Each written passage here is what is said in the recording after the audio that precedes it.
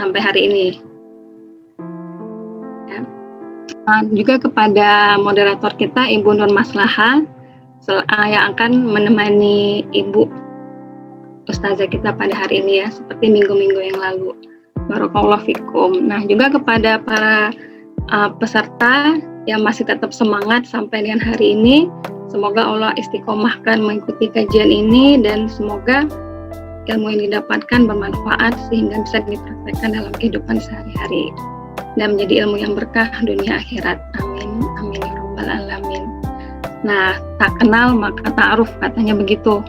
Ya, hari ini saya perkenalkan dulu, nama saya Nisa dan nanti saya akan ditemani oleh host kita, ada Mbak Eva. Mbak Eva itu ada di sebelah kiri saya. Ya, assalamualaikum. Ya, juga yang belum kenal tuh bisa dilihat tuh, yang kerudungannya ungu sama seperti Ibu Ustazah Yanti Tanjung. Ya, dress code ini. Saya doang nih nggak kebagian dress code. Ya, insya Allah nanti kami akan menemani Uktitillah selama 2 jam ke depan. Ya, tetap semangat dan jangan lupa disiapkan alat tulisnya dan dicatat karena nanti kita akan ada giveaway bagi peserta yang membuat resume terbaik. Ya. Selanjutnya, sebelum kita mulai, marilah kita membacakan basmalah. Semoga Allah beri kelancaran, diberikan keberkahan, sehingga kajian kita ini memberi banyak manfaat. Amin, amin ya rabbal alamin. Nah, selanjutnya saya akan ada tata tertib yang sudah tertulis di room chat. Udah dibaca? Udah terlihat semua ya tata tertibnya?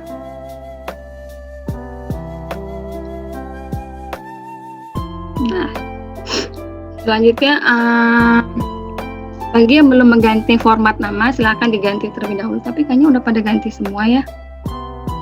Jadi formatnya nama spasi domisili udah semua, alhamdulillah. Kita ini ada berapa orang sih hari ini? Ada berapa Mbak Eva? Apakah udah 100? Ya, 230 kayaknya. Insya Allah. Alhamdulillah, walaupun sore-sore masih tetap semangat ya. Nah, selanjutnya akan saya bacakan raundan hari ini. Yang pertama itu akan ada pembukaan, nanti juga akan ada pembacaan kalam ilahi, ada sesi pemaparan materi, juga ada akan sesi tanya jawab, sesi foto bersama, dan akan ada pengumuman giveaway. Ya, terakhir itu akan ada pembacaan doa dan akan ada penutup kajian.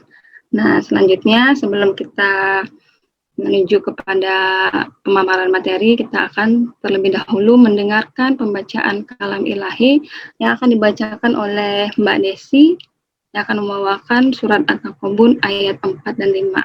Kepada Mbak Eva, saya persilahkan untuk menampilkan videonya. Tafadhol Mbak Eva. Asyaitonirrajim. Bismillahirrahmanirrahim. Ya'lamu ma fis samawati wal ardi wa ya'lamu ma tusirruna wa ma tu'linun. Wallahu alimun bizatis sudur. Alam ya'tikum naba'ul ladzina kafaru min qablu fadhaqu wabala amrihim walahum azabun alim. Sadaqallahul azim. Aku berlindung kepada Allah dari godaan setan yang terkutuk dengan menyebut nama Allah yang Maha Pengasih, Maha Penyayang. Dia mengetahui apa yang ada di langit dan di bumi, dan mengetahui apa yang kamu rahasiakan dan apa yang kamu nyatakan, dan Allah Maha mengetahui segala isi hati. Apakah belum sampai kepadamu orang-orang kafir, berita orang-orang kafir dahulu maka mereka telah merasakan akibat buruk dari perbuatannya dan mereka memperoleh azab yang pedih. Maha benar Allah dengan segala firman-Nya. A'udzu billahi minasy syaithanir rajim.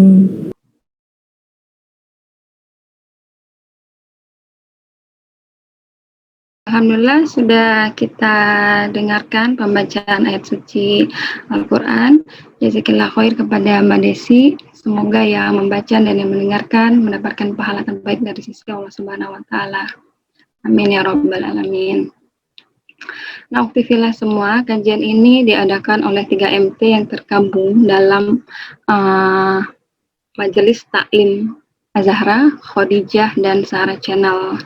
Jadi bagi teman-teman yang ingin mengikuti kajian rutin dan kajian intensif, nanti bisa menghubungi panitia, nanti bisa mendapatkan informasi detailnya lebih lanjut ya. Di ruang chat juga sudah ada di share ya bagi ukti-ukti semua yang ingin mengikuti kajian bersama kami. Nah, akhirnya sampailah kita pada inti kajian, yaitu pemaparan materi yang akan disampaikan oleh Ustazah kita, Ustazah Yanti Tanjung. Jangan lupa untuk menyiapkan alat tulisnya, dan nanti kita akan ada giveaway ya. Jadi mesti fokus mendengarkan seluruh pemaparan materinya. Nah, nanti akan dipandu oleh moderator kita, yaitu Ibu Nur Maslahah, yang sudah hadir juga di tengah-tengah kita. Saya sapa dulu nih. Assalamualaikum Bu Nur. Waalaikumsalam warahmatullahi wabarakatuh. Bu Nur segar sekali nih Bu Nur. Sehat Bu? Alhamdulillah, berkat doa ibu-ibu. Bu Nisa gimana? Alhamdulillah sehat. Alhamdulillah. Di khair ya. Yang penting sehat ya Bu ya. Di Iya, tengah suasana yang kayak sekarang, kayaknya dikasih sehat udah nikmat luar biasa. Sangat luar biasa Bu Nisa. Iya.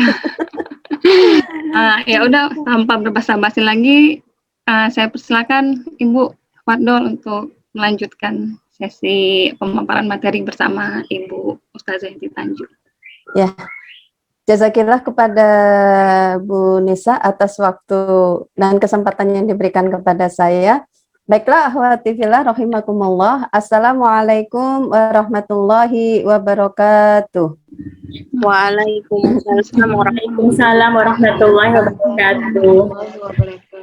Innal hamdalillah nahmaduhu wa nasta'inuhu wa nastaghfiruh wa na'udzu billahi min shururi anfusina wa min sayyiati a'malina may yahdihillahu fala mudhillalah wa may yudhlilhu fala hadiyalah. Asyhadu an la ilaha illallah wahdahu la syarikalah wa asyhadu anna Muhammadan abduhu wa rasuluhu la nabiyya ba'da. Rabbi shrah li sadri wa yassir li amri wahlul 'uqdatam min lisani yafqahu qawli.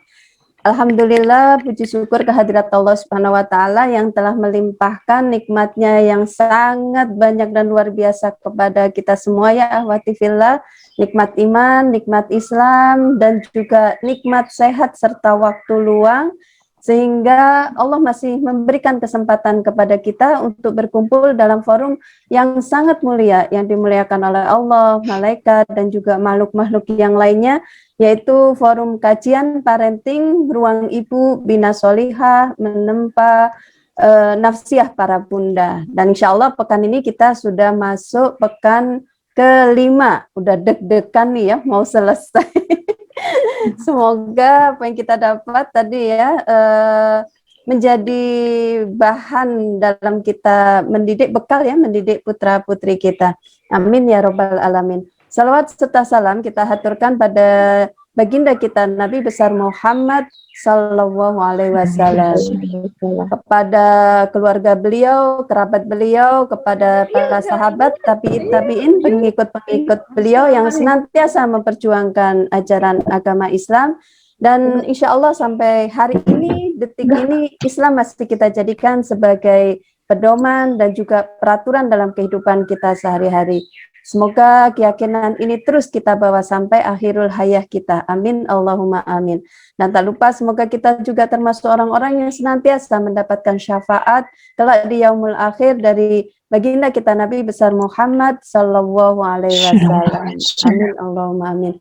Akhwati fillah rahimakumullah, tak lupa kita doakan ya kepada mungkin keluarga kita, sahabat kita, tetangga kita, bahkan teman-teman seperjuangan kita, guru-guru kita, dan juga kaum muslimin dimanapun berada, yang saat ini sedang diuji oleh Allah ya dengan musibah pandemi, yang merasakan sakit ya, nikmat sakit yang diberikan oleh Allah. Semoga beliau-beliau semua diberikan kesabaran untuk proses penyembuhannya, dan semoga Allah segera mengangkat pandemi ini sehingga kita semua bisa beraktivitas kembali seperti biasanya. Amin ya robbal alamin.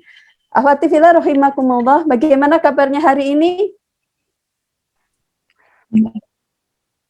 Wah, ini belum semangat ini sepertinya ini. Ya, Akhwati fillah, bagaimana kabarnya hari ini?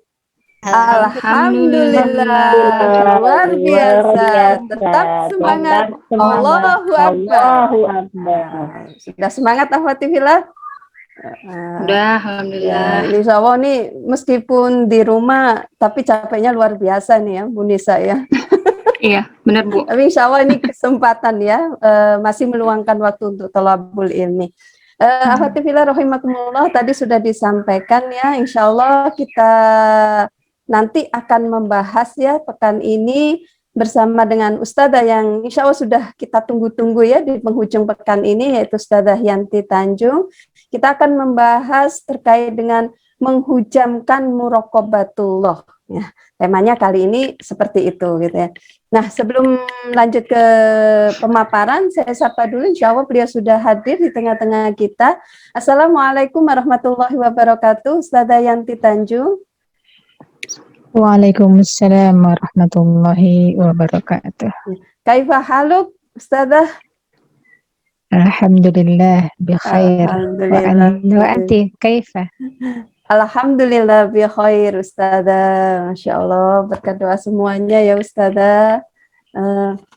Alhamdulillah ya Akhwati fillah, Allah masih memberikan kesempatan pada kita, dan kita doakan senantiasa Ustadzah dan juga keluarga beliau senantiasa sehat dan dilindungi oleh Allah Subhanahu wa taala, diberikan keberkahan sehingga tetap bisa menemani kita, membersamai kita dalam thalabul ilmi, dalam rangka untuk menyiapkan diri kita menjadi pendidik yang diinginkan oleh Allah Subhanahu wa taala. Amin ya rabbal alamin. Ini Ustadzah ya, sebelum masuk ke dalam pemaparan ini ya, tema ini insya Allah tema yang luar biasa ya. Mungkin Akhwati fillah juga sudah merasa bahwa sudah sering membaca buku-buku parenting gitu ya Ustadzah. Nah, sepertinya muraqabatullah ini yang membedakan ini ya, kalau saya baca-baca dari versi-versi yang lain, ini tidak ada di versi-versi mereka gitu ya. Nah, mungkin nanti bisa dipaparkan gitu ya, benar sih seperti itu ya, muraqabatullah ini khas ada pada parenting secara Islami, terus kemudian gambarannya seperti apa ya? Sepertinya kadang di masyarakat itu lepas ya untuk masalah muraqabatullah dalam mendidik anak ini. Nah, ini insya Allah seperti biasa Ustadzah ya, 1 jam ke depan gitu ya, kesempatan untuk memaparkan materi ya. Tafadhol Ustadzah, kami persilakan. Ya, jazakillah khairan. Ya, benar. Ustadzah. Bismillahirrahmanirrahim. Assalamualaikum warahmatullahi wabarakatuh. Waalaikumsalam warahmatullahi wabarakatuh. Alhamdulillahilladzi a'tana hidayatan wa taufiqan wa shihatan wa qudrashatan fi hadzal majlis. Alhamdulillahilladzi bihuda wa dinil haqq liyuzhirahu 'ala ad-dini kullihi walau karihal kafirun. Asyhadu an la ilaha illallah wahdahu la syarika lah wa asyhadu anna Muhammadan abduhu wa rasuluh la nabiyya ba'dah. Allahumma shalli ala Sayyidina Muhammad wa ala alihi wa ashabihi wa man tabi'ahum ila yaumil akhir. Allahumma inna nas'aluka ilman nafi'a wa rizqan wasi'a wa shifaan min kulli da'in. Amin ya rabbal alamin. Alhamdulillah ibu-ibu, senang sekali ya udah di pekan kelima, tidak terasa sebulan lebih kita ada di Zoom ini, terasa singkat ya. Memang hidup itu Ya, singkat. Ustazah. Ya, hidup itu teramat singkat.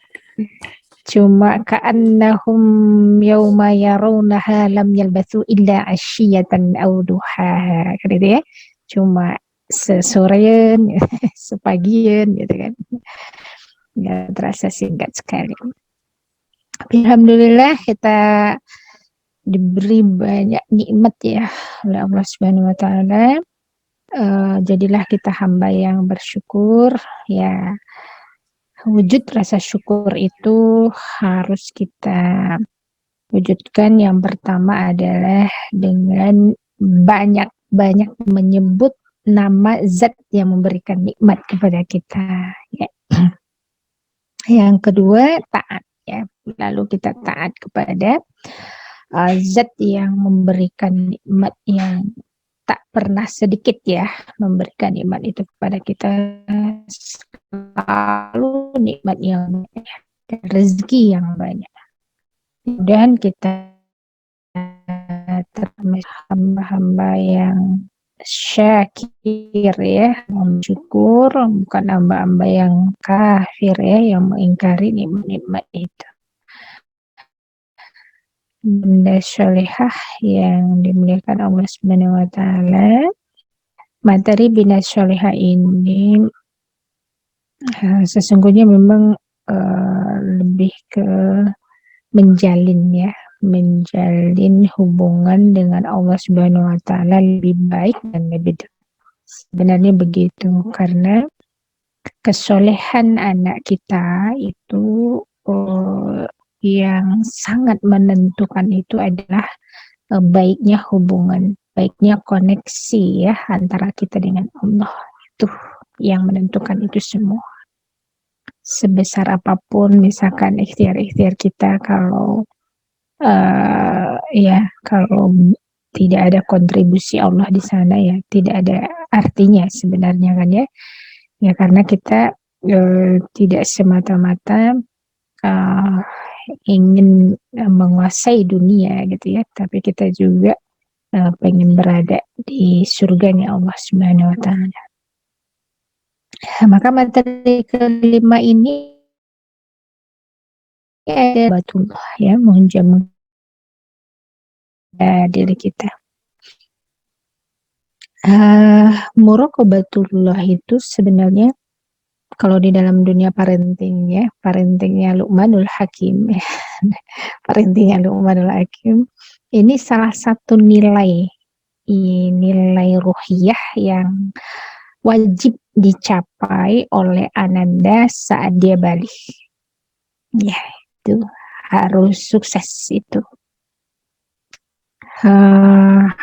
Luqmanul Hakim itu kan menanamkan nilai ruhiyah itu ada ya. Pertama adalah la tusyrik billah, ya bunayya la tusyrik billah, wahai anakku jangan engkau persekutukan. Itu satu. Inna syirka la zulmun azim, sesungguhnya kepada Allah itu adalah suatu kezuliman ya, zulmun azim ya, suatu kezuliman yang orang zulim tempatnya di neraka. Itu tuh langsung begidik lah gitu ya, tubuhnya ya harusnya takut ya disentuh api neraka. Kemudian yang kedua itu adalah asyukrulillah ya, bersyukur kepada Allah Subhanahu wa taala. Kan itu anishkurli wali walidai. Ini yang nilai ruhiyahnya dulu ya.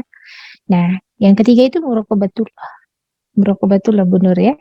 Itu kan ada ya bunayya innaha itaku mithqala habbatin min khardalin fatakun fi syakhratin aw fis samawati aw fil ardi ya'ti bihallah. Wahai anakku, jika engkau menyembunyikan, engkau letakkan sesuatu yang sebesar biji sawi sekalipun di atas batu, atau engkau sembunyikan di langit, atau engkau sembunyikan juga di bumi, ya'ti bihallah, pasti Allah akan mendatangkan itu di hadapan, akan memperlihatkannya, akan apa ya, engkau akan diperlihatkan ya sikap ya ketika kita melakukan di dunia sebesar habbatin khardal gitu ya, itu akan diminta pertanggungjawaban di hadapan Allah Subhanahu wa taala. Nah, itu ininya ya, kenapa materi ini sangat penting, dan itu bukan penting lagi ya, sangat mendasar itu membangun buat anak-anak ya. Itu karena kita kan nggak selalu mengawasi anak-anak ya, ya kan, kadang orang tua tuh gitu ya, gimana kita ini gitu ya, gimana anak-anak ini lingkungan, apa nggak, kita khawatir dia nanti terpengaruh lingkungan, terpengaruh dengan teman-teman yang tidak baik dan sebagainya. Disitulah pentingnya muraqabah itu ya, muraqabatul itu pada diri anak. Kalau sudah menghunjam di dalam dirinya, maka yang perlu kita khawatirkan sebenarnya ya, karena dia sudah merasa diawasi oleh Allah Subhanahu wa taala. Ya, baik ya. Itu pembuka, kita lanjut ke PPT saja dulu ya.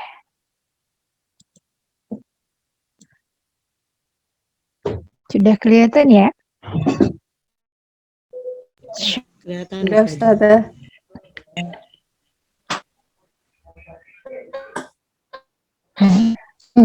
Tambah lagi sama timnya, jadi ada bagus ya. Biar matanya nyaman gitu ya melihat. Gitu. Sekarang tuh mementingkan kemasan. Kalau isinya juga enggak bagus-bagus amat, nah kalau kemasannya bagus dia dikejar gitu ya. Nah, dakwah pun harusnya begitu, tapi isinya jangan jelek gitu ya, tetap berisi. Nah, ini kita dengerin ya. Nah, dengar ya. Kata pada suatu hari aku pergi ke kamar, berhenti entah penggembala turun ke kami. Bisa kan ya, turun dari gunung, Umar bertanya kepada penggembala tersebut, "Hai penggembala, jual seekor kambingmu kepada kami." Apa jawabnya? Ya. Penggembala berkata, "Kambing-kambing ini bukan milikku, tapi milik majikanku." Umar bin Khattab berkata, "Katakan saja kepada majikanmu bahwa kambingnya dimakan serigala." Umar muji ya. Pun penggembala yang budak tersebut berkata, "Aina Allah?" Kalau itu di mana Allah? Umar Khamis ya, dan dia pergi kan penggembala tersebut, lalu membeli budak tersebut dan memerdekakannya. Ini kasih tahu ada beberapa ya tentang ini, betapa kuatnya muraqabatullah seorang budak ya, si penggembala ini, di mana dia tidak tergoda gitu dengan apa ya, kedustaan. Dia tetap yakin bahwa Allah melihat dirinya. Juga kisah lain itu adalah, pernah dengar juga ya, kisah seorang penjual susu. Umar bin Khattab juga, masih Umar bin Khattab yang jauhlah di malam hari. Terdengarlah dialog antara ibu dan anak di sebuah rumah. Ibunya bilang ke anaknya, udah air susunya dicampur aja sama susu itu campur saja dengan air gitu. Si anaknya bilang, Kak, itu tidak, itu dilarang gitu ya. Itu kebohongan. Umar pasti marah ya pada kita gitu ya kalau kita melakukan kedustaan, penipuan. Kata ibunya, kan itu beratnya itu tidak melihatnya. Ya Umar bin Khattab itu melihatnya. Tuhan ya Umar bin Khattab itu melihatnya. Ya begitu kata anak gitu ya. Nah itu adalah juga seorang gadis yang Muraqabatullah sangat ya subhanahu wa ta'ala, tidak mau melakukan sesuatu yang itu dilarang oleh Allah, yang dilarang oleh Rasulullah SAW. Ya, ibu-ibu solehah yang memuliakan Allah, Ibnul Qayyim rahimahullah berkata, muraqabah itu adalah ilmu dan yang kontinu ya, terus menerus terhadap penguasa ilmu Allah, baik pada kondisi lahir dan batin. Ya, lahirnya dia ya, atau batinnya. Batinnya yang terus menerus inilah yang disebut dengan muraqabah. Apa yang kita lakukan gitu sekecil apapun. Ia adalah buah dari ilmu yang dimilikinya, bahwa Allah senantiasa menguasainya, melihatnya, mendengar segala yang dikatakannya, menyaksikan yang diperbuatnya setiap waktu, ya, setiap desah nafas dan kedipan mata. Jadi ibu-ibu mencubit anak, itu Allah lihat. Allah tahu. Ibu-ibu menjewer tentang anak, Allah juga tahu. Ibu-ibu membohongi anak, Allah juga tahu. Kita misalkan juga enggan atau lalai meriayah anak, itu juga Allah tahu. Kita misalkan anak kepengen belajar ya, terus kita nggak layani karena kita asik berhandphone misalkan, itu juga Allah tahu. Semua apa yang kita lakukan dalam pendidikan gitu anak itu juga pasti Allah tahu, dan setiap itu pasti punya pertanggungjawaban oleh Allah Subhanahu wa ta'ala. Ibnu Qayyim rahimahullah juga berkata, muraqabatullah dalam lintasan pikiran atau batin seorang itu akan memberi dampak pada perilaku lahiriah ya. Dia akan memberi dampak kepada perilaku lahiriah, kejujuran dia ya di dalam hati dan dalam pemikiran itu pasti akan lahir dalam suatu sikap, ataupun apa yang dia sembunyikan itu juga pasti lahir dalam suatu sikap. Siapa saja yang senantiasa merasa diawasi oleh Allah dalam kondisi rahasianya, Allah akan menjaga perbuatannya baik kalau ia sendiri atau tidak.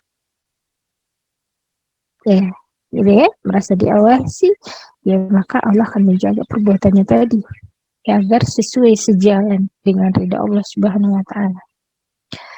Ya, muraqabah merupakan bentuk peribadatan kepada Allah melalui nama-namanya Al-Raqib. Ya, Al-Raqib itu maha mengawasi, Al-Hafiz, ya maha memelihara atau menjaga, ya Al-Alim, maha mengetahui, As-Sami', maha mendengar, dan Al-Basir, ya maha melihat. Siapa saja yang memahami makna nama-nama ini dan berbuat sesuai tuntunannya, ia mencapai muraqabah, ya, mencapai muraqabah. Tahu bahwa Allah lama mendengar, melihat, menjaga, mengawasi dan sebagainya.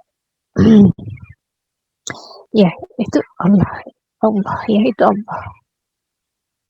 Ya, terhadap makhluknya, ya, siapapun itu.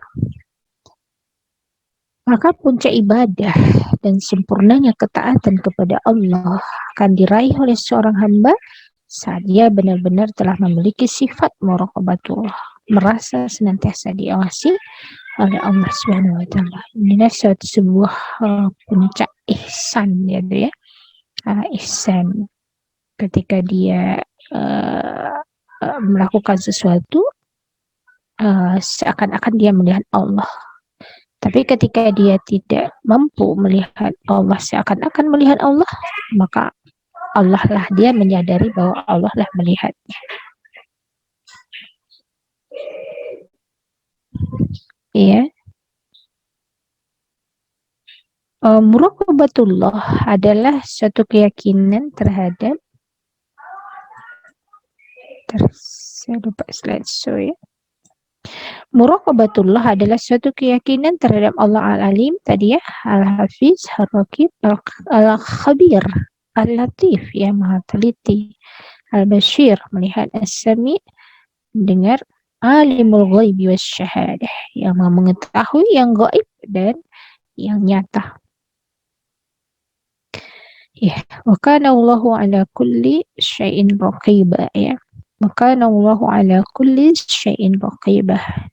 Dan Allah Maha mengawasi segala sesuatu. Ala kulli syai'. Ya, ala kulli syai'. Jadi tidak ada yang bisa kita sembunyikan dari Allah, itu enggak ada. Ya, itu dia ya. Sebagai keyakinan bahwa seluruh perbuatan kita pasti dimintai pertanggungjawaban oleh Allah Subhanahu wa taala. Wa'lamu annallaha wa'lamu annallaha ya'lamu ma fi anfusikum fahdharuh, dan ketahuilah sesungguhnya Allah itu Maha mengetahui apa yang tersembunyi di dalam dirimu, maka berhati-hatilah ya, berhati-hatilah. Ya setitik ya, noktah ya yang ada dalam hati kita juga Allah itu tahu. Ya'lamu kha'inatal a'yuni wa ma tukhfis sudur ya. Allah Maha mengetahui mata yang berkhianat, dan juga Allah Maha mengetahui apa yang disembunyikan oleh dada. Ini dalil-dalil untuk lebih menancapkan ya di dalam dada kita bahwa kita itu tidak bisa berkhianat di hadapan Allah Subhanahu wa taala.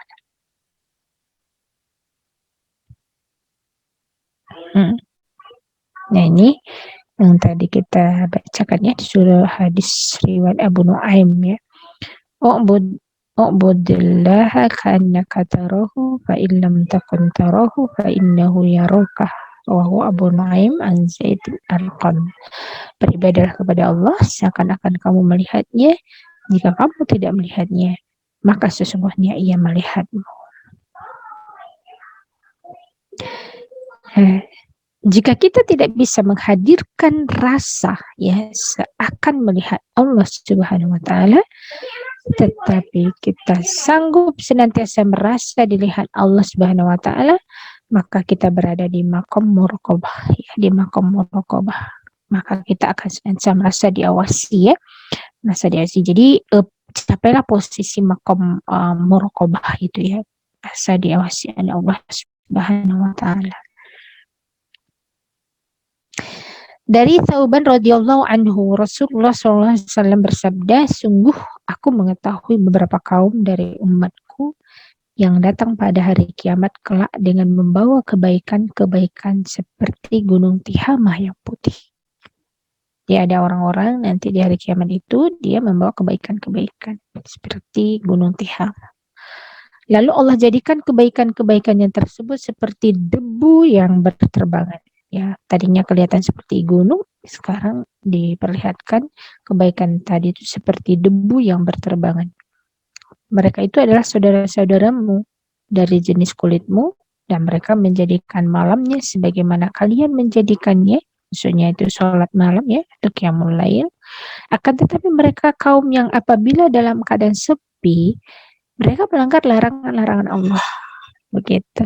Jadi dia beramal baik itu hanya ketika di hadapan manusia ya. Jadi ketika dia sembunyi ya, dia tidak ada manusia lagi yang mengawasinya, maka itu dia melanggar.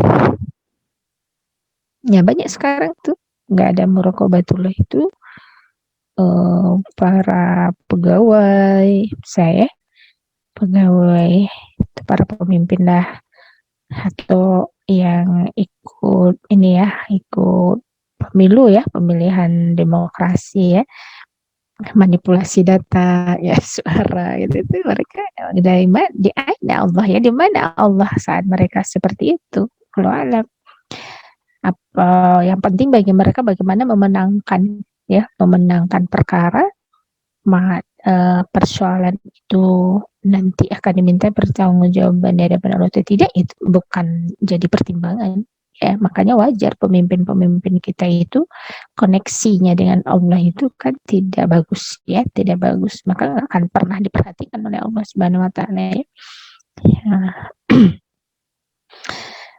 Misalkan lagi di kantor tuh ya suka ya kalau absen tuh ya Bu ya absen itu kan pakai ini ya fingerprint gitu ya fingerprint itu bisa diotak-atik datang jam 9 tapi di situ dirubah jamnya jam 7 gitu ya.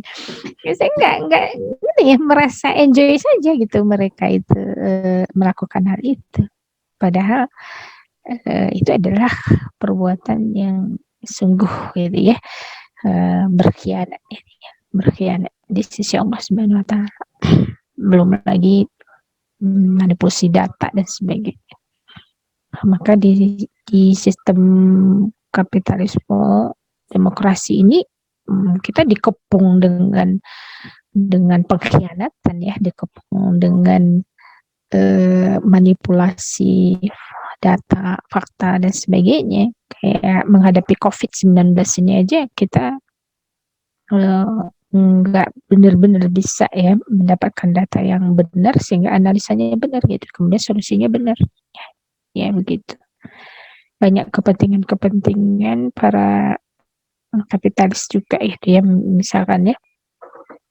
katanya vaksin itu sudah berapa juta itu ya sudah tervaksin rakyat Indonesia itu sekian juta tapi di saat divaksin itu di saat itu pula gitu ya meningkat ininya korbannya gitu. Nah itu juga kan jadi tanda tanya sama orang kenapa begitu ya sama kita lah jadi tanda tanya juga apa betul gitu ya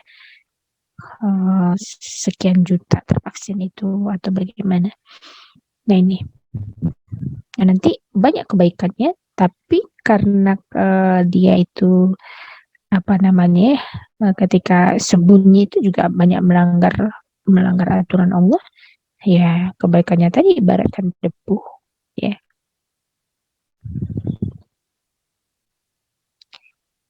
nah berikutnya Rasulullah SAW juga bersabda suatu perbuatan yang tidak kamu sukai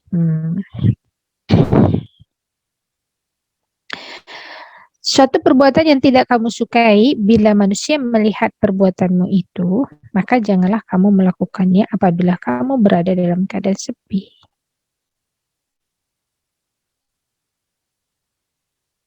ya ini ya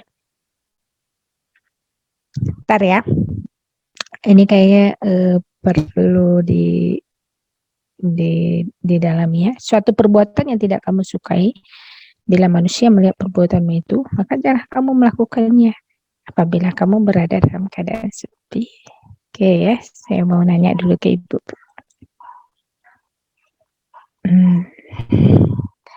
kalau Ibu ngasih HP ya ngasih HP ke anak dan anaknya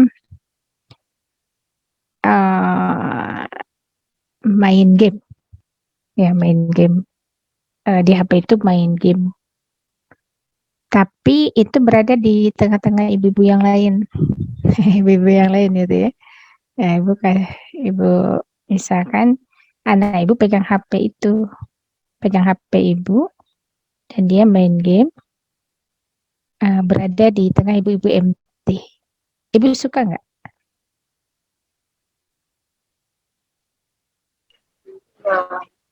Suka nggak Bu? anak main game? Enggak ada. Nah, orang yang banyak malu ya. Tidak kan? Enggak Tidak, kan ya? Ustazah. Iya. Maka jangan lakukan itu juga di rumah. Itu maksudnya. Di rumah dibiarkan kan. Yang penting anteng gitu kan kalau Nah, maksudnya begitu. Maksudnya tadi itu yang diungkapkan oleh ini tadi ya, yang diungkapkan oleh Syekh Albani tadi. Ibnu Hibban dan dihasankan oleh Syekh Albani itu. Ini kata Rasulullah ya. Suatu perbuatan yang tidak kamu sukai bila manusia melihat perbuatanmu itu, maka janganlah kamu melakukannya apabila kamu berada dalam keadaan sepi. Misalnya, ibu suka nggak memarahin anak di depan tamu? baik-baik Ustazah biasanya. Enggak. Nggak suka kan? Nah, Iya, nggak makanya suka. nggak lakukan juga ketika tidak ada tamu begitu. Ya kayak gitulah. Ininya mafhumnya itu seperti itu. Apa yang kita nggak suka di depan orang banyak, kita nggak suka melakukan itu di depan orang banyak, maka jangan lakukan itu pula ketika kita sendirian gitu. Ya ini ya, ini menunjukkan kalau begitu kan karena manusia ya, kalau seperti itu gitu, bukan betul-betul merasa diawasi oleh Allah Subhanahu Wa Taala. Baik. Imam Ahmad rahimahullah pernah menuturkan, jika pada suatu hari engkau sedang sepi,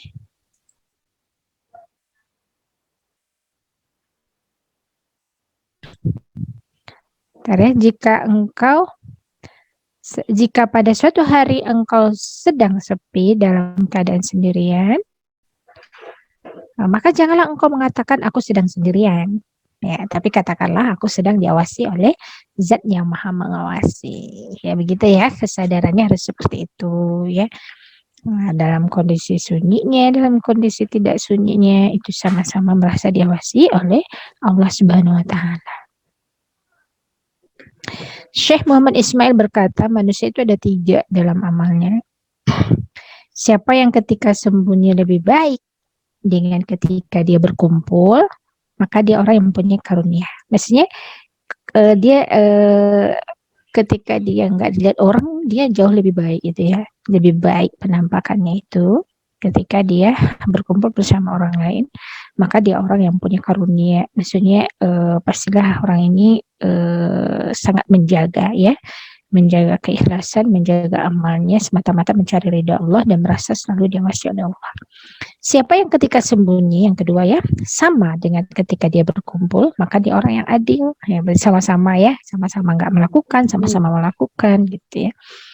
Namun siapa yang ketika sembunyi itu lebih buruk dengan ketika dia berkumpul, maka dia termasuk orang yang kering hatinya, itu sebenarnya dia berpenyakit gitu ya, berpenyakit hatinya gitu. Nggak bersih gitu hatinya itu. Ya itu perlu tazkiyah ya, perlu pembersihan. Ya di Bina Sholihah ini salah satunya insya Allah ya. Dan ini yang sangat apa ya, yang orang yang pertama yang ditohok itu sebenarnya adalah saya gitu ya di sini itu ya. Jadi ini kita coba untuk berbenah. Nah, lantas bagaimana menghidupkan muraqabatullah? Ya.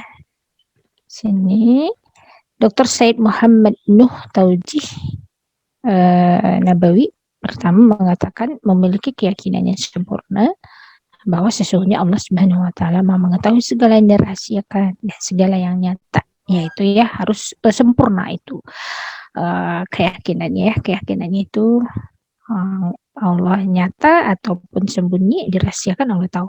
Kedua, memiliki keyakinan bahwa Allah Subhanahu Wa Taala menghitung dan menghisap segala sesuatu meskipun itu hal yang kecil. Nah, lantas apa keutamaan muraqabatullah? Pertama, dia akan mengontrol amal kita. Senantiasa ikhlas dan ittiba ya, ittiba mengikuti atau meneladani Rasulullah SAW. Ya pastinya begitu kan ya. Ya pasti kita pengen amal itu diterima kan, diterima oleh Allah. Bukanlah amal yang sia-sia. Bayangkan saja membesarkan anak sampai dia balik, sampai misalkan umur 15 tahun atau 10 tahun. Terus itu kita nggak ikhlas, ya terus udah capek, udah lelah, nggak dapat pahala pula misalnya itu kan. Ya nggak mencontoh Rasulullah juga gitu. Ya sia-sia kan sama 10 tahun, ya atau 15 tahun itu mendidik anak-anak. Menghindari diri dari maksiat kepada Allah karena memang itu tadi ya, muraqabatullah. Dapat mengendalikan emosi dan hawa nafsu. Nah, ini dia kemarin yang bertanya ya, yang bertanya tentang bagaimana mengendalikan marah, emosional. Ya, dalam Islam itu tuntas tuh solusinya, itu cukup muraqabatullah. Muraqabatullah itu mencakup semua ini di dalamnya ya. Di dalamnya itu. Nah ini nggak ada solusi di psikologi, nggak ada ini ya, muraqabatullah. Psikologi barat ya. Nah ini kendalikan emosi dan hawa nafsu itu pakai muraqabatullah. Memberikan amal soleh yang terbaik, pasti ya akan kita berikan yang terbaik karena kita sedang diawasi. Sholat kita yang terbaik, puasa kita yang terbaik, infak kita yang terbaik, mendidik anak kita juga adalah yang terbaik gitu ya, karena kita sedang dilihat oleh Allah Subhanahu wa taala. Menumbuhkan rasa takut, rasa malu, rasa khusyuk, nah ini ya, rasa tunduk, ketenangan dan harapan yang tidak pernah putus asa di hadapan Allah Subhanahu wa taala. Jarang-jarang sekali dia mengalami kegelisahan ya kalau orang yang seperti ini. Ya, jiwanya selalu tenang dan selalu bisa ya mencari solusi-solusi sesuai dengan apa yang diinginkan Allah dan Rasulnya gitu ketika dia punya masalah sekalipun ya, karena sangat yakinnya gitu bahwa Allah tidak pernah tidur ya. Allah boten sare katanya orang Jawa ya. Orang Sunda apa ya? Allah tidak pernah tidur ya. Nah, apa pengaruh muraqabatullah itu terhadap mendidik anak? Saya yang kebayang oleh saya ya Bu ya, kalau seorang ibu punya muraqabatullah ini mendidik anak ini pasti luar biasa ya, luar biasa ininya ya, hebatnya dia itu karena hubungan dia dengan Allah itu sangat erat banget gitu ya. Jadi ketika mendidik anaknya pun dia konsisten ya sesuai dengan petunjuk-petunjuk Allah dan Rasulnya tadi ya. Dan memastikan setiap langkah-langkah pendidikannya itu adalah amal soleh. Nah, maka seorang ibu tadi pasti akan mendidik anaknya dengan ilmu agar menjadi ibadah kan gitu ya. Jadi mendidik anak tanpa ilmu itu ya buta gitu ya. Ya harus dengan ilmu ya, dan iman ya sekaligus ya. Kemudian selalu memurnikan keikhlasan. Pasti ya dia akan selalu memurnikan keikhlasan karena dia ingin semata-mata mencari ridho Allah, bukan karena ridho manusia atau karena dilihat oleh orang lain, tapi bukan karena dilihat manusia tapi dilihat oleh Allah Subhanahu wa taala. Kemudian menjadikan amal mendidik dalam rangka taqarrub. Nah ini ya. Jadi mendidik anak itu sesungguhnya adalah dalam rangka taqarrub ilallah ya, dalam rangka mendekatkan diri pada Allah. Maka ayah bunda yang ketika dia mendidik anak justru tidak bisa ya membuat dia semakin dekat dengan Allah, maka dia adalah orang tua yang rugi gitu ya, yang rugi. Yang harusnya pendidik anak itu bisa membuat dia semakin dekat dengan Allah ya, semakin bertakarub kepada Allah Subhanahu wa taala, bukan membuat dia semakin jauh dari Allah ya, tapi semakin merapat gitu ya. Nah ini dia. Nah, maka kita beruntunglah ya para bunda yang ketika mendidik anak itu justru takarubnya meningkat gitu ya, melihat makhluk Allah ya yang satu ini yang dia harus bersemangat di dalam mendidiknya, mengorbitkannya untuk menjadi anak-anak yang soleh gitu ya, dan anak-anak harapan Al-Quran ya, anak-anak yang menjadi pemimpin di kemudian hari, anak-anak tangguh gitu ya, anak-anak khair ummah ya. Jadi kita akan mudah juga mengambil tauladan kebaikan dari orang lain. Nah ini pengaruh muraqabatullah itu mudahlah kita untuk mengambil tauladan kebaikan dari orang lain dalam perkara mendidik. Jadi tidak mempertahankan ego gitu ya. Jadi ketika dinasihati orang cara mendidik kita, kita mudah menerima karena memang ada hal yang kurang dari kita, ada yang salah. Nah, banyak tuh ibu-ibu itu ketika dikritisi cara dia mendidik itu, justru dia nggak terima gitu ya, tidak terima. Kemudian akan selalu ada dalam keluasan hati, merasa tidak sendirian ya dalam mendidik karena Allah selalu mengawasi ya. Kemudian selalu berbahagia dan memiliki himmah yang tinggi untuk mewujudkan anak yang soleh. Dia pasti akan selalu berbahagia, dia juga punya himmah yang tinggi ya, tujuan hidup nanti, visi besar dia itu selalu dia ingin wujudkan ya, apakah visi-visi dunianya ya, yang ingin anaknya generasi ulama misalkan, ilmuwan misalkan gitu ya, ilmuwan yang ulama, kemudian menjadi imamul muttaqin misalnya, itu punya himmah yang sangat tinggi untuk mewujudkan itu semua. Itulah muraqabatullah ya, sangat besar tuh pengaruhnya gitu ya pada diri seorang ibu yang saat ini tengah mendidik anak-anaknya. Nah, mendidik anak memiliki jiwa muraqabatullah itu pasti kan akan terwujud ya kalau di dalam diri ibunya, pasti akan dialirkan oleh ibunya. Dia akan mendidik anak-anaknya juga untuk memiliki jiwa muraqabatullah. Ini penting anak memiliki muraqabatullah sebab kita tidak selalu bisa mengawasi ya, mengawasi. Jadi dia bisa kalau dia sholat, ketika dia sholat atau dia tidak sholat, dia tahu Allah mengawasi. Ketika dia tidak sholat, dia merasa itu berdosa gitu ya, dan siap tidak dia mempertanggungjawabkan hal itu. Nah itu tergantung tingkat muraqabatullahnya. Muraqabatullah kan mendorong anak bersifat jujur. Nah ini banyak loh ininya ya, output yang bisa kita dapatkan itu dari tercapainya nilai ruhiyah ya, nilai qimah ruhiyah atau qimah ruhiyah, yaitu bagian ini muraqabatullah itu pada diri anak. Itu dia akan bersifat jujur, bertanggung jawab pada lisan dan amalnya hanya kepada Allah Subhanahu wa taala. Jadi dia sholat bukan karena bundanya, bukan karena ayahnya, dia karena Allah.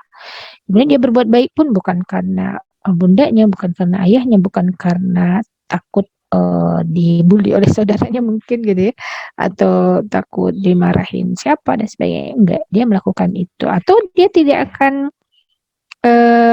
berhenti dalam kebaikan itu walaupun orang lain berhenti gitu ya, walaupun saudara-saudaranya yang lain berhenti, tapi dia beramal itu untuk mendapatkan surganya gitu ya.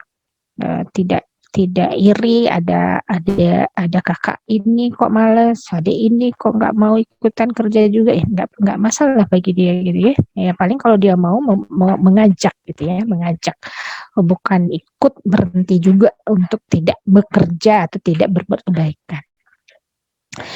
Senantiasa termotivasi beramal soleh tadi ya, karena ingin pahala dari Allah Subhanahu wa taala. Kan biasa tuh ada kalau apalagi kalau anaknya banyak ya, anaknya banyak tuh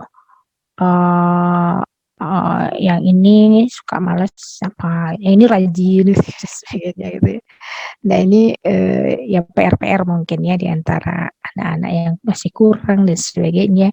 Nah tapi ada anak itu yang dia karena itu memang ingin dicapai adalah amal soleh, pahala dan ridhonya Allah Subhanahu wa taala, ya maka dia juga kalau melihat saudaranya yang enggak beramal, ya dia tetap beramal gitu ya, tetap beramal, melakukan kebaikan untuk birrul walidainnya ya, dia tahu untuk mencapai birrul walidain itu adalah surganya gitu ya.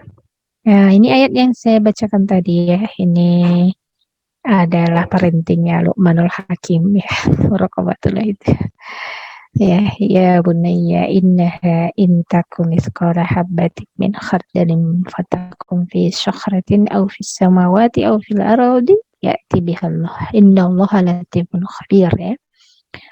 Luqman berkata, wahai anakku, sungguh jika ada sesuatu perbuatan sebesar atau seberat biji sawi dan berada dalam batu atau di langit atau di bumi, niscaya Allah akan memberinya balasan ya. Sesungguhnya Allah maha halus, maha teliti, ya, latif ya, maha teliti, detail halusnya. Masya Allah ya. Nah, inilah konsep muraqabatullah ya di dalam bina syolihah kita yang itu sangat sangat besar ya pengaruhnya bagi kesolehan anak-anak kita. Ya, karena anak-anak yang soleh pasti lahir dari seorang ibu yang solehah ya, yang solehah. Itu sudah rumus ya, rumus. Jadi kalau ada yang keluar dari situ, itu keluar dari rumus berarti ya. Ada yang lain ya, ada kejadian lain yang itu di luar rumus yang ada. Alhamdulillah materinya sudah selesai Bu Nur ya. Lebih kurang lah itu 45 menit, 50 menit ya. Yes. Disampaikan, mudah-mudahan ada ya banyak manfaat yang bisa kita ambil. Ya, seringkali di dalam sebuah majelis ilmu itu bukan karena kita tidak tahu, tapi lebih kepada karena kita butuh nasihat-nasihat ya. Begitu ya benar ya. Yes. Nah, mungkin itu yang bisa saya sampaikan. Saya kembalikan ke Bu Nur ya. Jazakillah Ustazah atas paparan materi, Masya Allah luar biasa ini, jadi tertohok juga ini Ustazah. Ternyata bahwa muraqabatullah itu hal yang sangat-sangat mendasar sekali dalam aktivitas kita ya, seluruh aktivitas ya, kalau tadi disampaikan dari beberapa contoh gitu ya. Kalau kita berbicara parenting ya, terkait dengan parenting juga menjadi dasar, sehingga tadi bagaimana kemudian anak-anak kita itu nanti membawa gitu ya, apa yang kemudian kita lakukan yaitu muraqabatullah itu ya kepada anak, sehingga dimanapun rasa kekhawatiran ini berasa sekali Ustazah ya. Jangankan jauh ya, kita keluar rumah sedikit anak gitu, wah jangan. Padahal kadang sekolahnya itu sudah Islami gitu ya, misalkan SDIT atau apa gitu, masih was-was gitu ya. Atau terkadang di dalam rumah sendiri Ustazah, di dalam kamar gitu ya. Ini kenapa nggak keluar-keluar? Nah, HP gitu ya, nah betul handphonenya Ustazah gitu digembok. ya. Nah itu ya Allah luar biasa sekali ya ternyata, dan tidak mudah ya Ustazah untuk menghadirkan yang seperti itu, dan ya ini menjadi PR kita semua ya, tadi apa yang beliau sampaikan ya, semoga nanti bisa menambah kekuatan kita gitu ya untuk semakin muraqabatullah kepada Allah. Akhwati fillah rahimakumullah, insya Allah sudah tidak sabar lagi ya. Tadi sudah beberapa paparan materi yang disampaikan. Saya yakin sudah banyak ya hal-hal yang menjadi unek-unek di dalam hati akhwati fillah rahimakumullah semuanya. Nah, tibalah kesempatan kita untuk forum diskusi. Nah, sepertinya sudah ada yang raise hand ini Ustazah gitu ya. Langsung saja tidak perpanjang kalam ya. Seperti biasa ya, satu sesi terlebih dahulu ya, 3 pertanyaan ya. Ibu Asih ya dari Lumajang ya. Iya, monggo tafadhol. Oke. Assalamualaikum Ustazah. Terima kasih, ini materi yang sangat bagus sekali. Benar kata Bu Nur bilang tadi, ini sangat menohok kita ya. Ternyata apa yang kita lakukan selama ini masih jauh dari muraqabatullah. Astagfirullahaladzim. Ustazah, yang mau saya tanyakan, bagaimana sih caranya supaya anak kita itu punya jiwa muraqabatullah? Jadi tidak hanya di mulut aja. Jadi hanya kita biasanya kan apa yang kita terapkan dari yang Ustazah utarakan ini kan seperti hanya di mulut saja. Bagaimana caranya supaya muraqabatullah ini bisa tertanam di dalam jiwanya seorang anak? Itu Ustazah, jazakumullah khairal. Assalamualaikum warahmatullahi wabarakatuh. Waalaikumsalam warahmatullahi wabarakatuh. Ya, Bu Asih, terima kasih. Ustazah mau langsung ditanggapin dulu. Coba yang lain Oh, yang dikumpul lain. dulu, siapa tahu ada yang sama ya. Oh, iya Ustazah. Ini sudah masuk pertanyaan dari Bunda Putri Rahmi di Aceh. Masya Allah, ya, jauh sekali ya, jauh di ujung. Assalamualaikum Ustazah. Usia berapa untuk anak sudah menyadari muraqabatullah? Gitu ya, pada usia berapa ini? Nah, itu pertanyaan yang kedua. Jazakillah pada Bunda Putri. Kemudian yang ketiga, nih pas sudah 3 ya, dari Bunda Diana Barirotut Takiyah, nama panjang ya. Izin bertanya Ustazah, bagaimana tahap-tahap dan contoh dalam mengajarkan muraqabatullah pada anak berdasarkan usia? Nah, Ustazah Fadal, 3 pertanyaan sudah masuk.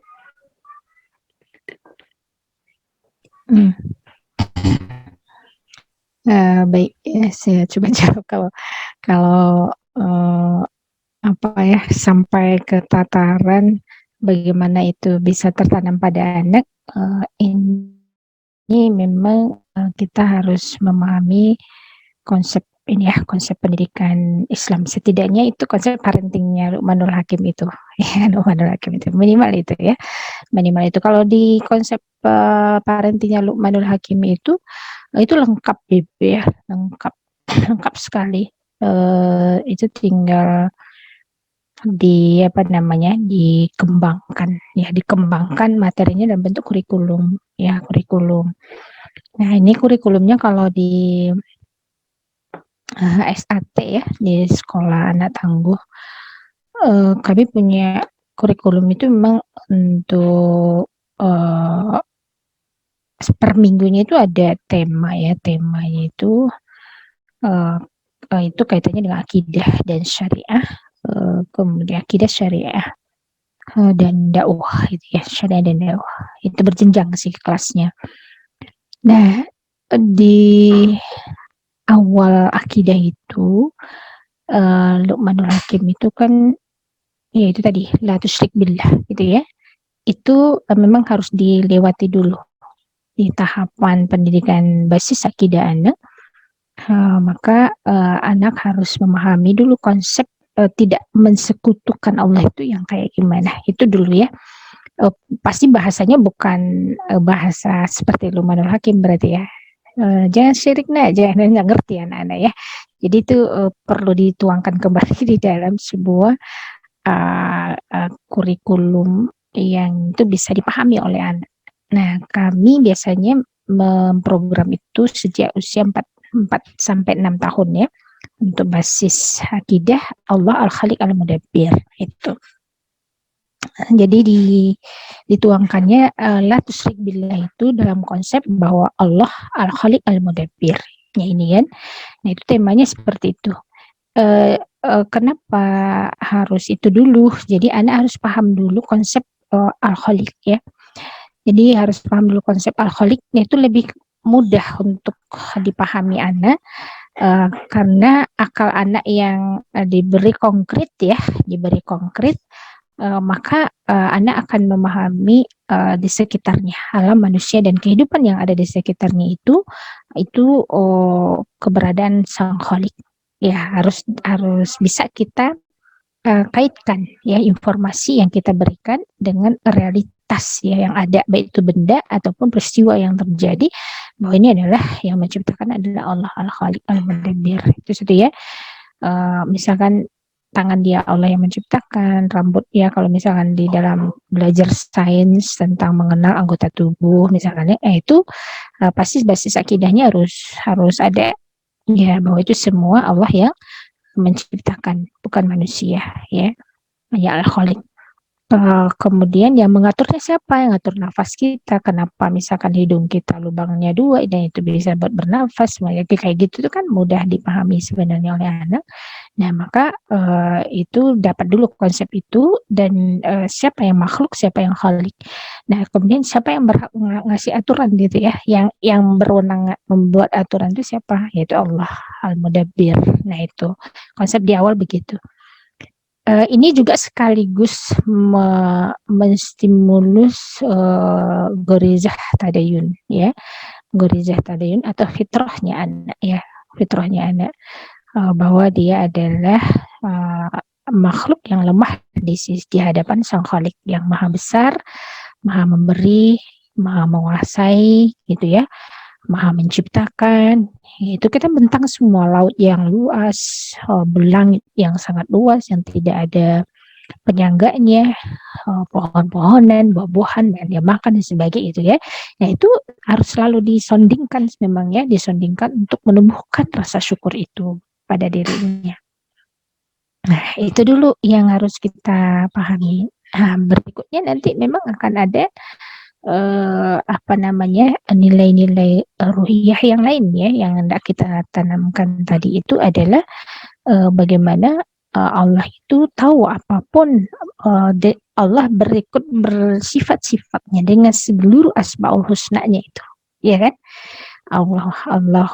Allahus Sami, Allahul Basir ya, Allah tadi ya, Allahul Latif, Allahu Khabir, ya kayak gitu.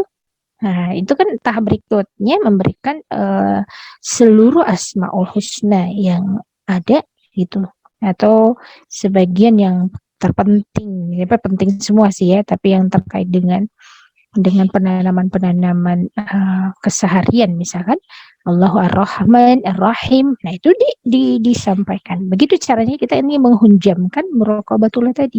Itu Allah berikut nama-namanya ya.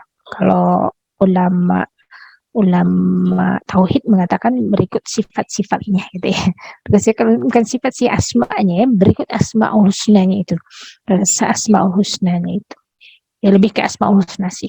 Jadi asma'ul husna ini nggak boleh dilewati ya Bu ya, untuk diajarkan kepada anak, karena disitulah ada nanti kesadaran dia berhubungan dengan Allah gitu ya. Tapi berikut tidak hanya hafalan, tapi berikut penjelasan-penjelasan di situ. Nah ini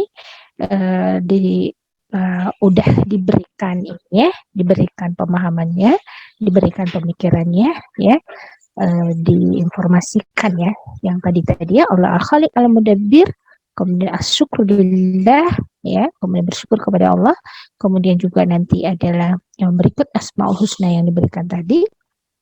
Nah, barulah nanti itu diikatkan dengan amal.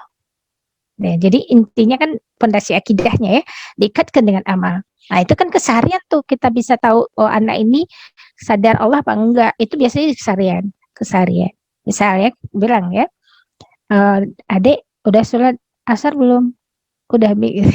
Padahal kita tahu kan nggak ada bekas wudunya gitu ya, tidak ada bekas sajadahnya, udah bilang udah sholat misalkan ya, namanya anak pramayis mungkin ya, atau baru awal mumayis mungkin ya, 7 tahun 8 tahun gitu ya, masih suka males gitu. Nah di situ bisa adik kan tahu kan kalau Allah itu alim, maha mengetahui kita, maha mendengar ya, kayak gitu, itu ya, tahu kalau siapa yang sudah sholat, siapa yang tidak. Umi bisa dibohongi, tapi Allah tidak bisa. Kan gitu kan? Ya kita menjelaskan hal itu ketika sudah diberikan mafhum tentang asmaul husna tadi, ya tadi ya, tentang Allah Al-Khaliq tadi, Al-Mudabbir tadi, dan seluruh asmaul husna tadi, ya itu tinggal kita mengikatkan dengan amalnya, ya mengikatkan dengan amalnya. Nah itu untuk anak. Tapi sebenarnya yang lebih ya, yang lebih membekas itu sebenarnya adalah stimulasi ketauladanan dari kedua orang tuanya yang lebih besar pengaruhnya ya. Tapi tauladan itu saja tidak cukup sih sebenarnya, butuh pemahamannya. Tapi pemahaman yang kita berikan itu juga nggak ada artinya kalau tidak dicontohin gitu ya oleh bundanya begitu. Kalau dia ketahuan aja si anak itu bundanya itu membohongi anaknya, udah dia juga akan nggak percaya gitu apa yang kita omongkan tadi. Nah, Umi aja nggak begitu, Bunda aja nggak gitu ya. Nah, jadi emang harus selaras gitu ya, selaras pemahaman yang kita berikan itu nanti dengan apa yang kita praktekkan gitu ya di dalam kehidupan sehari-hari tadi, caranya muraqabatullah tadi tidak ada yang kita sembunyikan di hadapan anak-anak, kalau ya tidak ada yang kita bohongi gitu ya, dan sebagainya. Insya Allah anak juga akan terbiasa ya, karena apa yang kita pahami dan apa yang kita sampaikan kepada anak tersebut dan apa yang kita praktekkan itu sejalan. Nah gitu ya Bu ya. Nah, saya pikir itu cukup untuk menanamkan itu. Nah tapi kalau Ibu ikut programnya di Sekolah Anak Tangguh ini, ada tema, itu dikasih tema itu ya. Tema yang pertama itu ada Allah Al-Khaliq Al-Mudabbir, tema yang kedua itu Syukrulillah, tema yang ketiga itu adalah Muraqabatullah. Terus ada lagi kalau tema yang keempat itu apa ya, saya lupa. Itu dalam sebulan itu penancaman akidah ya, akidah. Kelas 1, kelas 2 itu masih akidah kita. Kalau kelas 3 itu fokusnya ke syariat, kelas 4 itu nanti fokusnya ke dakwah itu. Nah, itu Ibu yang pertama ya, itu sepertinya terjawab juga ya. Oh iya, tahapan-tahapan tadi ya. Tahapan-tahapan Muraqabatullah itu sedini mungkin sebenarnya diajarkan ya, sedini mungkin diajarkannya. Tapi untuk kurikulum ya tentu beda ya, kurikulum anak usia dini dengan kurikulum anak kelas 1 SD, kelas 2 SD, kelas 3, dan kelas 4. Nah, deadline-nya Muraqabatullah itu bisa hadir dalam diri anak, bisa dicapai oleh anak itu usia 10 tahun. Nah itu deadline-nya di situ. Ya, karena dia ada konsekuensi ya, dianya itu kalau nggak sholat dia akan dihukum dipukul ya. Dia dipukul berumubri gitu, itu menunjukkan dia harus serius gitu.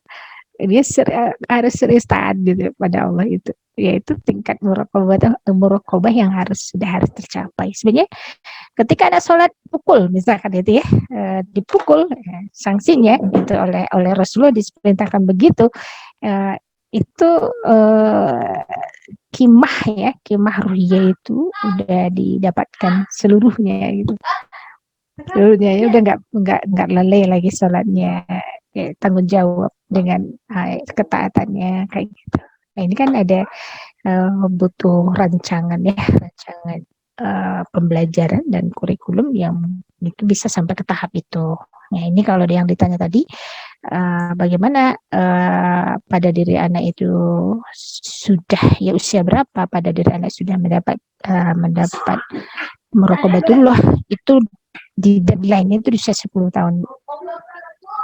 Karena setelah 10 tahun itu kan dia itu sudah, anak perempuan sudah ada yang haid gitu ya, 11 tahun ya. Nah, kemudian anak laki-laki juga mungkin bisa sudah ada yang ihtilam gitu, belasan tahun itu. Ya deadline itu 10 tahun, seiring dengan itu didapatkan kesolehan, seiring dengan itu didapatkan saksi Islamiyahnya gitu. Seiring dengan itu juga didapatkan kimah ruhiyah, kimah insaniyah, kimah khulukiyah, dan kimah madiyah. Nah, ya begitu ya Bu ya. Saya pikir sudah terjawab ya tiga-tiganya. Iya.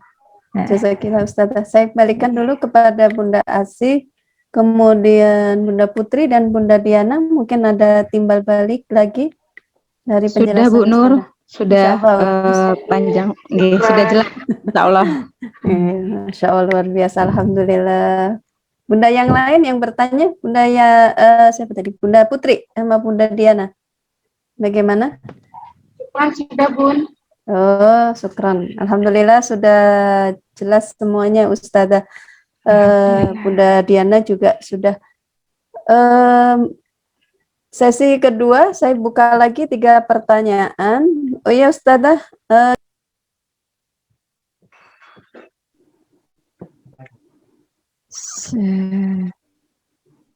Ibu Nur, di-unmute dulu kayaknya, kepencet tadi kayaknya. Astagfirullah. Ya, Afwan. Saya buka 3 pertanyaan lagi. Sesi kedua, sambil menunggu kita masih punya PR ini Ustazah, beberapa pekan yang lalu. Kita jawab dulu ya Ustazah ya. Baik. Ini dari yang pekan keberapa ya? Saya lupa jadinya nih Ustaz. Dari Bunda Puji Ernawati. beliau ada nggak ya di forum ini? Nggak apa-apa Ustazah, kalau nggak ada, dijawab aja ya. Atau gimana? Yang lain aja, yang Yang lain lain yang ya. ada. Yang Bu Nur, lain. Afwan, dipotong sebentar. Ada Ya. pertanyaan di grup kajian ruang ibu di grup WA. Itu Oh, nanya di ke grup WA. Ustazah, Ya. gimana caranya ikut kelas anak tangguh Oh, dari Mbak Putri Rahmi. Oh, Bu Putri, ya.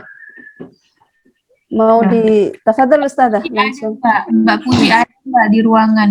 Boleh Oh, Mbak Puci ada. Insya Allah. Afwan Mbak Puci, ini saya nggak ngeliat ini. Iya, ada ya. iya Boleh, ada. boleh. Iya. Saya bacakan ya Ustazah pertanyaan dari Mbak Puci. Assalamualaikum Ustazah, izin bertanya. Saya punya anak usia prabaligh. Mindset yang tertanam di pikirannya bahwa umiknya galak. Waduh. Karena ketidaktahuan saya dalam mendidik seringkali dengan nada yang kasar dan marah-marah.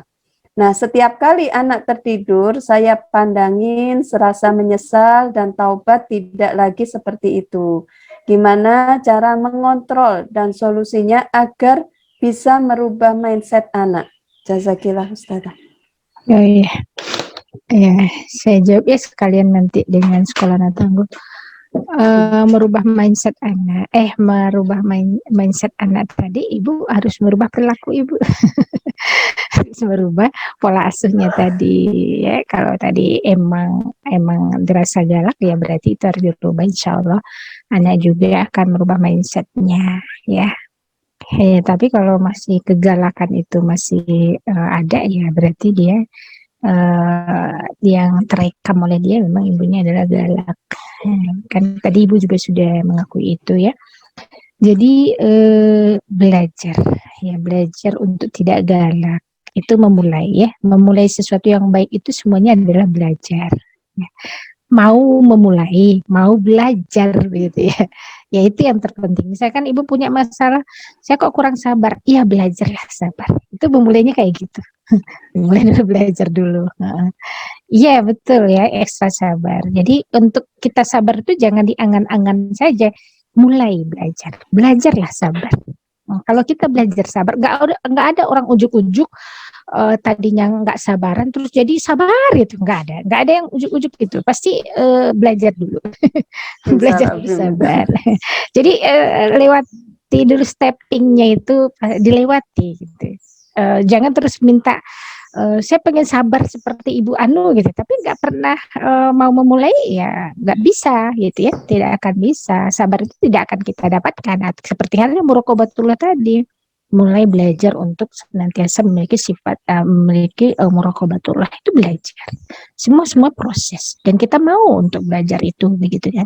Ya insya Allah demikian ya Ibu ya. Mindset itu kan terbentuknya mindset itu pertama memang dari fakta yang dilihat ya sehingga dia punya penilaian ya terhadap fakta tersebut. Atau yang kedua itu adalah pemahaman ya atau opini yang diberikan oleh seseorang itu bisa ya. Nah maka untuk anak tadi ya bisa kita lakukan 2-3 hal tadi ya. Membangun kedekatan, kemudian tidak lagi galak, kemudian yang kedua berkomunikasi, memberikan pemahaman. Kalau ataupun Bunda melakukan kegalakan sekali-kali muncul, itu karena Bunda pengen kamu ya mungkin itu salah ya, tapi sebenarnya dalam rangka ingin Nanda lebih baik begitu ya. Tapi Bunda juga pengen belajar untuk tidak galak. Tolong bantu Bunda untuk biar Bunda tidak galak gitu. Mudah-mudahan anaknya pikir kan gitu ya. Jadi kalau bundanya tidak galak itu saya harus baik gitu kan seperti itu. Nah itu ya kemudian bangun opini juga ya bahwa kita adalah ibu yang sesungguhnya ibu yang baik gitu bagi dirinya ya tapi ya diiringi dengan kenyataan bahwa kita memang ibu yang baik bukan ibu yang galak. Oke ya. Ini ada 2 pertanyaan yang di room chat, Ustazah. Insya Allah waktunya masih ya Ustazah ya. Ada Ya satu boleh. resign. Tapi tadi karena yang masuk chat duluan, saya baca yang chat duluan ya. Dari Bunda Lala Rohila ya. Assalamualaikum Ustazah. Saya mau bertanya, bagaimana dengan orang tua yang memaksakan anak untuk dijodohkan? Perjodohan ini Ustazah. Dengan anak temannya. Tapi si anak tidak mau. Apakah ini bisa mengganggu psikis anak? Karena si anak sampai menangis-nangis menolaknya. Afwan, si anak usia 17 tahun dan masih sekolah kelas 3 SMA. Sukron. Yang kedua dari Bunda Eva Tri dari Jakarta. Dalam kondisi saat ini bisa dibilang anak-anak kita masuk dalam kategori generasi Z. Ya Ustazah. Yang sepenglihatan mata itu mengerikan, seperti tidak terjaga dengan baik. Mungkin dampak gadget dan tontonan yang kurang baik. Jadi sepertinya kita harus berusaha lebih keras, seperti berjuang sendiri tanpa dukungan pemerintah. Nah, itu Ustazah. Ya, tafadhol Budayu. Ini jujur pribadi, tadi saya juga bilang ya, saya juga termasuk yang salah. Saya dulu orangnya agak otoriter, galak gitu kan. Belajar parenting, saya langsung bantuin istrinya gimana cara belajar sabar. Ya alhamdulillah sih ada perubahan saja. Cuma saya mau tanya, selama pandemi ini kita otomatis berubah karena semua kadarullah di rumah. Suami juga selalu di rumah, tidak pernah keluar kerja dari rumah. Dan kita akhirnya mempunyai satu habit untuk sholat selalu barengan 5 waktu sebisa mungkin, kecuali subuh mungkin ya Ustazah. Dan saya jadi pertanyaan, gimana caranya nanamin ke anak saya yang sebenarnya insya Allah dari kecil juga sudah terbiasa dengan lingkungan halakoh gitu kan ya, bermain dengan orang-orangnya juga insya Allah anak-anak bunda-bunda di sini semua lah insya Allah gitu saja gitu ya. Jadi ya harusnya udah biasa gitu. Tapi itu setiap ajar sholat pun masih harus ayo juhur, ayo asar gitu. Gak ada sedikit inisiatif ya gitu saja. Padahal dia tahu pasti ayah sudah tunggu untuk sholat bareng gitu kan ya. Lalu pas subuh pun selalu harus saya bangunin. Gitu. Dia bisa bangun sendiri kalau ada keperluan. Misalnya emang ada tugas yang harus dia submit jam 12 siang, jadi saya harus bangun lebih pagi karena saya harus ngerjain nih gitu berarti. Itu dia bisa saja bangun subuh sendiri, lalu dia atur sendiri gitu kan ya, apa yang mesti dia lakuin gitu. Tapi kalau lagi nggak ada kebutuhan dia, subuh masih saya harus bangun. Sampai saya ngomong baik-baik, harusnya udah nggak dibangunin nak, sudah balik, sudah besar gitu. Saya pakai alarm, saya pasangin alarm segala. Tapi ya kayak gitu saja, on off. Sebenarnya kayak gitu tuh apa masih normal saja dengan usia 14 tahun lah ya, insya Allah tahun ini gitu kan ya. Dan saya tetap sih monitoring, gitu. Saya harus reminder terus atau gimana ya Ustazah? Itu aja sih maksudnya. Gimana cara nanamin kalau itu harusnya udah nggak perlu di warn reminder gitu. Pokoknya tank aja kita punya habit sejak pandemi, yuk langsung ambil wudhu, gelas jadah gitu. Gimana Ustazah, apa emang saya masih perang sabar ya Ustazah? Itu aja Ustazah. Ya, Jazakillah Bunda Ayu. Tafadhol Ustazah. itu tadi yang anak SMA yang dipaksa menikah ya, 17 tahun. Kalau secara ini ya, sebenarnya makan kalau orang tuanya paham syariat sih nggak perlu dipaksa kan gitu kan ya. Kalau anaknya memang belum mau, ya tidak mau menerima lamaran. Tapi sebagai anak, kalau sekiranya yang datang itu diakui kesolehannya gitu ya. Apalagi yang datang itu mungkin hafiz Quran gitu ya. Kemudian soleh, misalkan begitu. Ya cobalah pertimbangkan lagi, mohon petunjuk Allah Subhanahu Wa Taala. Ya apakah ya itu jodoh emang itu jodohnya, ya dia akan jalani, ya berikan dia ketetapan hati ya, berikan ketetapan hati. Kalau memang tidak, berikan jalan untuk menyelesaikan itu secara baik-baik.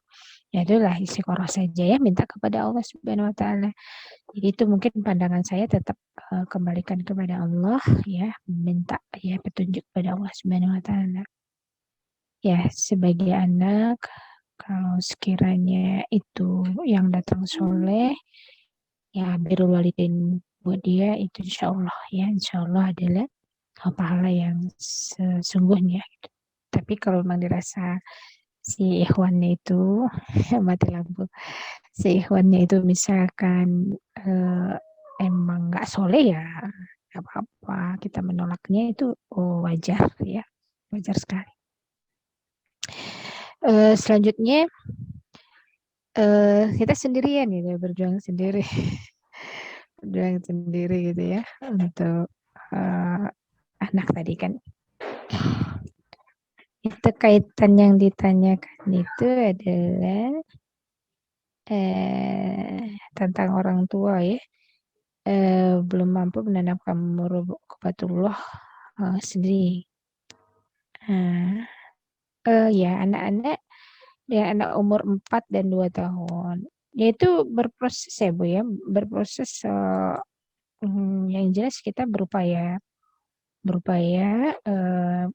kalau kurikulum yang diberikan di awal kepada anak itu yang pertama yang harus diprioritaskan itu udah sekian banyak mata pelajaran ya, itu 3 hal itu cukup. Kalau memang Ibu nggak bisa menambah hal yang lain, minimal itu 3 hal aja. Yang pertama itu ada Al-Quran, yang kedua adab, kemudian yang ketiga itu fikih. Gitu ya fikih untuk anak usia dini ya. Tambah memang di situ ada basis akidah ya, basis akidah yang harus ditanamkan. Ya belajar Al-Quran itu belajar perkara akidah juga di situ ya. Jadi akidah, fondasi akidahnya belajar Al-Quran, kemudian belajar adab. Ya adab kan tidak harus ada materi-materi khusus ya, tapi itu bisa keseharian ya, cara anak makan, cara dia minum, cara dia tidur gitu ya, dengan doa-doa ya akidah Al-Quran dan fikih ya betul ya itu. Kemudian cara dia berbicara ya kan, cara dia mengambil ya itu adab yang harus kita tanamkan. Kalau fikih itu kaitannya dengan kalau kita sedang mendidik dia berwudu gitu ya, sholat. Nah itu kan sholat nanti yang akan jadi targetan kita di usia 7 tahun diperintahkan sholat. Nah itu kan sudah 4 sampai 6 tahun itu sudah diberikan informasi-informasi ya, sudah distimulus ya untuk bisa melakukan ibadah sholat, ibadah puasa ya, kayak gitu. Nah ini 3 hal itu saya pikir bisa ya dilakukan oleh siapapun tanpa sistem. Kalau nggak ada sistemnya mendukungnya biarin aja.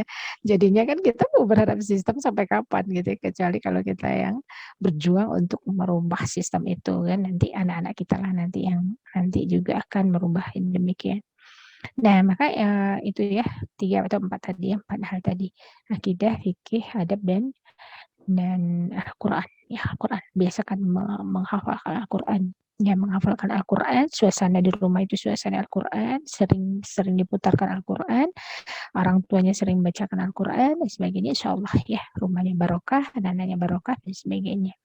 Ya jadi itu di awal perkara. Ya pastinya kalau di usia segitu kan penanaman akidah dulu ya kan. Apa yang kita sampaikan untuk anak usia dini belum tentu ya dia amalkan, karena memang secara penciptaan akalnya atau otaknya itu memang belum siap ya untuk mengikatkan informasi dengan amal secara kuat itu bertahap. Nah, nanti kita harapkan di usia mumayyiz begitu diperintahkan sholat itu sudah tidak disuruh gitu ya, diperintahkan sholat atau mudah gitu ya, mudah diperintahkan. Nah itu jika anak sudah balik, kemudian ini sekaligus ini, jika anak sudah balik, kemudian dia masih malas ya, ada malasnya gitu ya, ada malasnya sholat, ada sadarnya, ada tidaknya. Berarti harus dikuatkan ini adalah pondasi akidah ya, pondasi akidahnya. Jadi kita harus ada forum lagi gitu ya, ada forum lagi bersama anak-anak untuk diskusi atau memberikan sakofah ya, sakofah Islam yang terkait dengan akidah. Terkait dengan sholat itu mungkin kita banyak lagi merefresh ya atau mengingatkan ya, namanya juga anak ya, dari remaja apalagi, nah itu dia butuh disuasanakan, butuh diingatkan. Jangankan anak-anak ya, kita juga orang dewasa juga masih butuh diingatkan ya Bu ya. Sudah diingatkan apalagi anak-anak ya, butuh di refresh ya. Nanti ya dicek lagi mafhumnya, dicek lagi mafhumnya. Kalau itu kaitannya dengan pemahaman, berarti kan pemahamannya harus tasih, itu harus dibenarkan. Nah, kalau misalkan kaitannya dengan nafsiyah, ya berarti harus beri motivasi surga ya, motivasi surga dan kabar-kabar fabasyirhum bi'adzabin alim ya, itu juga beri ya, udah siap tuh diberi itu, beri kabarlah dia dengan azab yang sangat pedih itu. Ya, kalau kadang-kadang saya juga gitu kepada anak, coba kalau kalian mulai melaksanakan sholat, silahkan itu api kompor itu terus telunjuknya bakar. Gimana rasanya? Ya, kalau perlu sampai segitu nggak masalah kan, untuk sebagai sebuah shock terapi ya, shock terapi ketakutan terhadap azab Allah itu gitu ya. Setelah akidahnya tadi sudah ada ya, ini hanya untuk lebih merasakan. Nah, sampai gosong tuh pedihnya tuh luar biasa, apalagi di akhirat kalian ya gitu ya, di akhirat. Nah, kan di dalam Al-Quran kan juga ada gitu, mansalaka kenapa kalian itu berada di neraka sakor ini gitu ya. Mereka menjawab, oh, kami itu orang-orang yang meninggalkan sholat gitu kan ya, atau fawaidul lil musyallin ya, kecelakaan lah ya, atau bahkan ada tafsiran neraka wel gitu ya, neraka yang nyala-nyala itu bagi orang-orang yang sholat. Kenapa?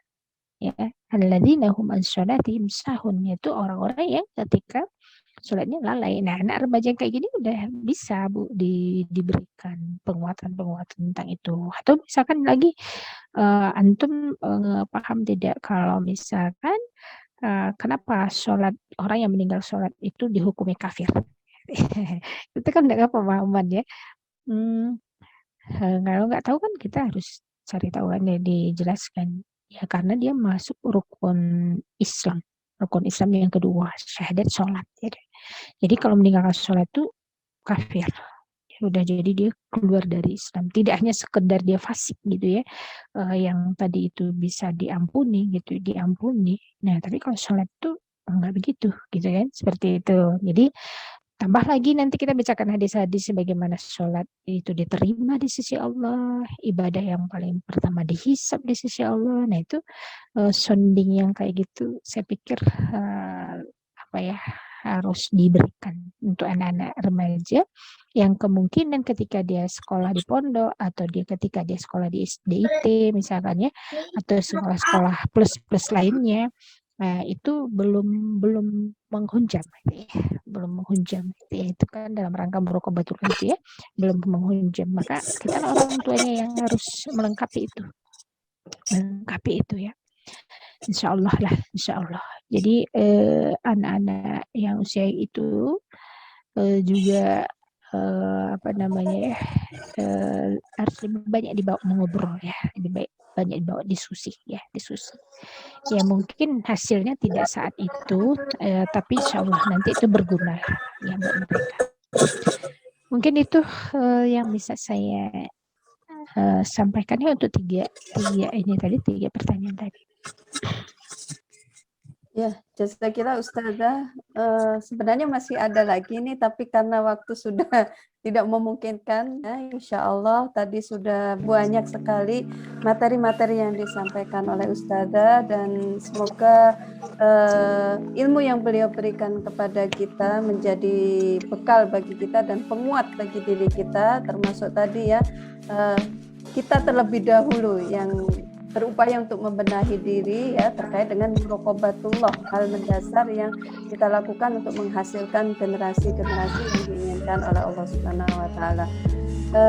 Jazakillah Ustazah Yanti Tanjung atas ilmu dan juga waktunya. Semoga Allah memberikan keberkahan kepada Ustazah sekeluarga dan juga Allah menjaga ustadzah gitu ya, kesehatan ustadzah dan sekeluarga juga sehingga bisa beraktivitas kembali seperti biasanya, dan insya Allah masih bisa menemani kita di pekan-pekan berikutnya gitu ya. Dan ibu-ibu juga semoga tetap istiqomah ya ibu-ibu, semakin penghujung insya Allah materinya semakin luar biasa ini ya. Dan tadi ya, karena satu rangkaian harapannya tidak ada yang terputus gitu ya, sehingga include apa yang kita dapatkan ya materi dari ustadzah ini. Saya selaku moderator dan juga mewakili ustadzah, mohon maaf apabila ada kesalahan dalam mengantarkan materi ini, semata-mata kekhilafan dari diri saya, dan apabila ada kelebihan-kelebihan itu semata dari Allah Subhanahu wa taala. Amin ya rabbal alamin. Saya tutup, ihdinas siratal mustaqim. Assalamualaikum warahmatullahi wabarakatuh. Saya kembali.